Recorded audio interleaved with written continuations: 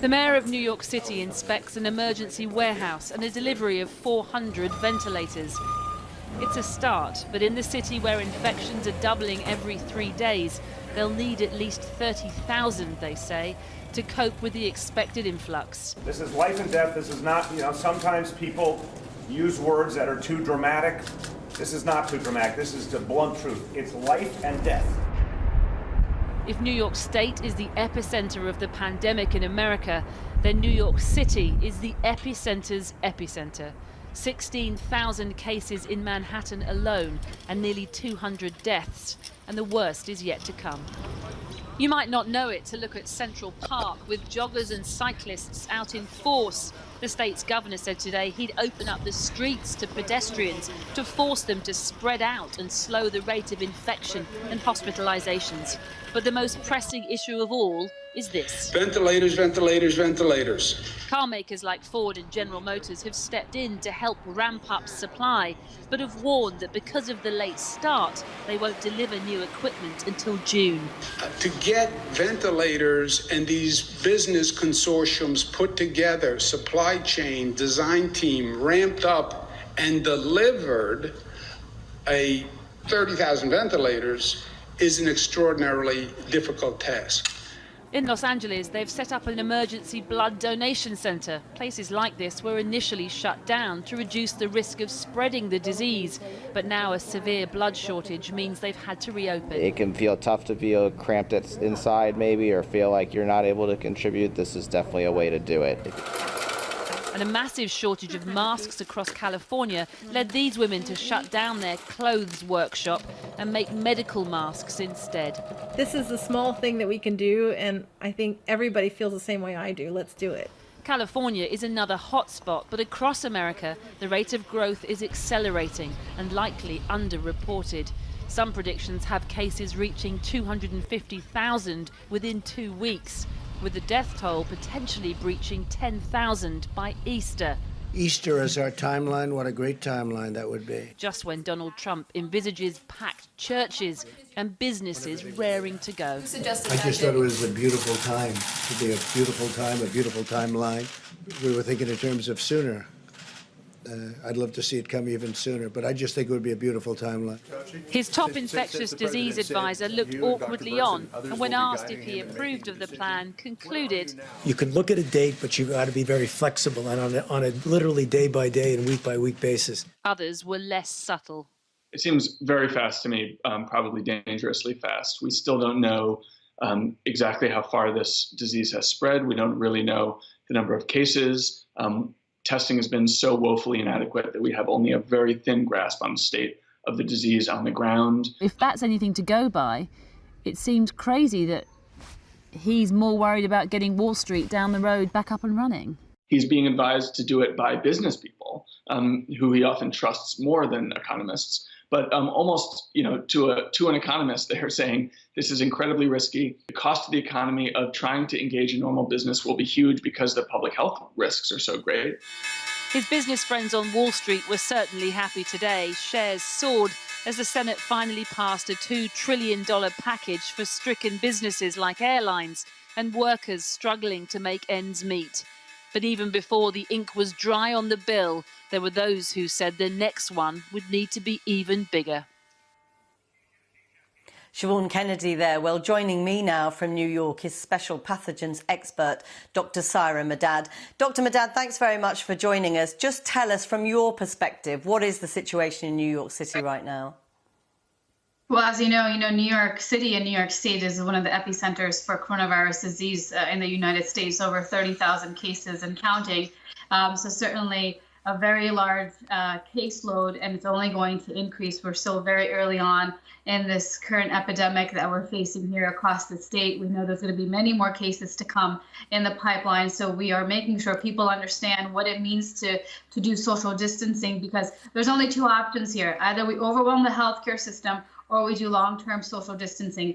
And quite honestly, if we overwhelm the healthcare system, everybody knows the outcome. There's going to be a lot more morbidity and a lot more mortality. So people obviously just need to understand that everyone has a role to play, and we need to make sure that we're not creating new chains of transmission, and we're reducing the number of cases so that way we can keep up with the volume. I mean, Governor Andrew Cuomo has sounded increasingly desperate in his plea for federal government to give him more medical supplies. Can the health system cope, do you think? Will it be able to? Well, it's just one of those things, time will tell. I mean, there's forecasts being thrown out there from a state standpoint, obviously even across the nation.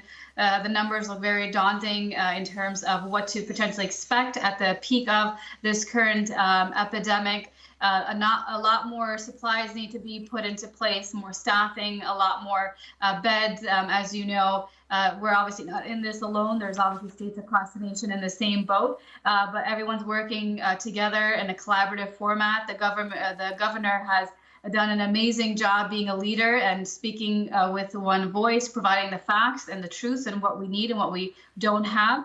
And so it's just one of those things. Everyone's working around the clock and making sure that we have the needed resources.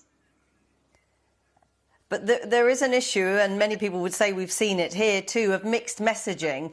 Governor Cuomo has been very direct, talking about the virus ripping through the state like a bullet train. But you have President Trump saying only yesterday that he was hoping the US would be up and running for business by Easter, a great American resurrection. I'm just wondering, from a medical standpoint, how dangerous do you regard that mixed messaging? Well, this is obviously an outbreak, and we're in it for the long run. So this isn't obviously, as I mentioned, and other types of forums. It's not a light switch that you can turn on and off and think in 2 weeks this outbreak is going to be over. We need to make sure that we can continue to reassess every couple of weeks, every couple of days. But we're not going to obviously just be done and wash our hands with obviously this outbreak. This is something of a significant issue across the world, not just here in the United States. And we need to make sure that we're putting in our all, because obviously if you start opening up the economy, you start opening up, and loosening social distancing, you're going to see a lot more cases and a lot more death. And so, you need to make sure that we're looking at it from a public health standpoint and not from just an economic standpoint.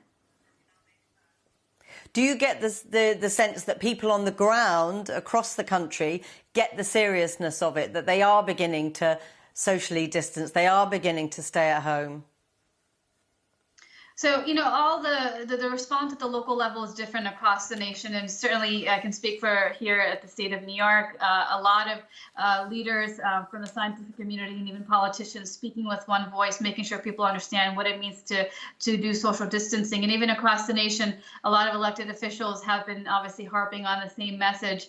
It is up to the individual person to make sure that they're abiding by it. And so there's a lot of messaging going out in terms of no one is invincible. This virus can infect everybody, even the healthy, even those that are obviously the elderly, those that have comorbidities.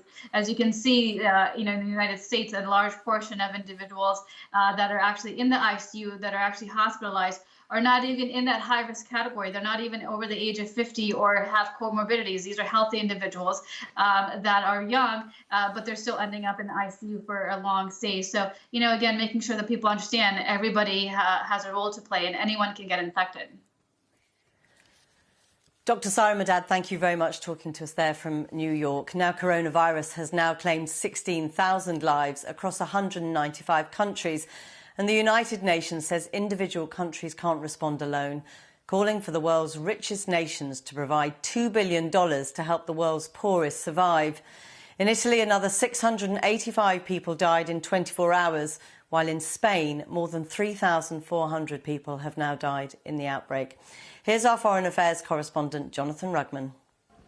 This is what a health system looks like when it's overwhelmed.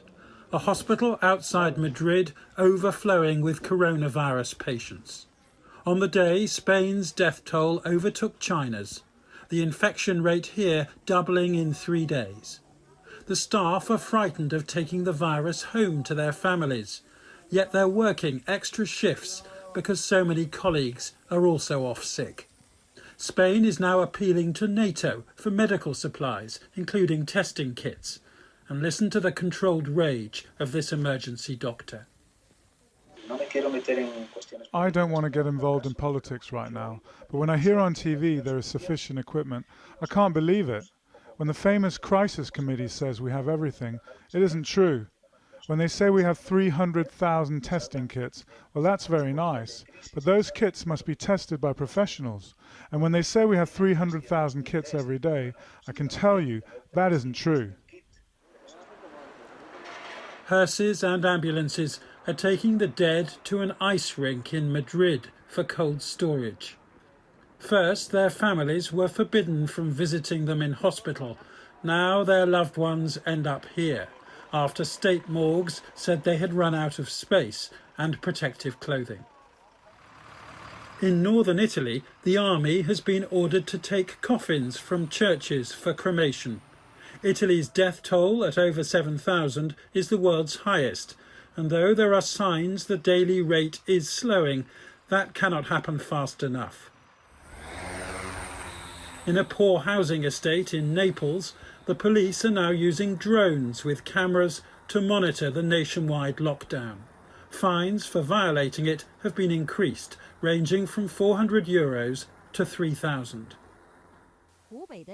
In China's Hubei province, where this pandemic began, construction workers returned to building sites after 2 months of restrictions began to lift.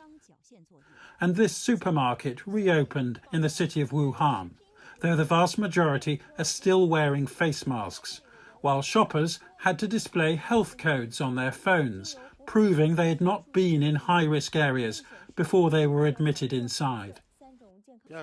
With China beginning to bounce back, it is India where perhaps the greatest fear lies. This is the world's biggest lockdown. 1.3 billion people indoors for the next 3 weeks, though with the official death toll standing at 10 so far. People who are fit and normal and make money like me will earn a living and get by, but others who are dependent on their daily wage for their daily bread, how will they get by? The government should look into their situation. In the northern town of Batla, a policeman ordered his fellow Indians to cover up their faces and to apologise for breaking the curfew, forcing them to lie or to squat on the ground. And officials believe that only a complete shutdown will avert disaster.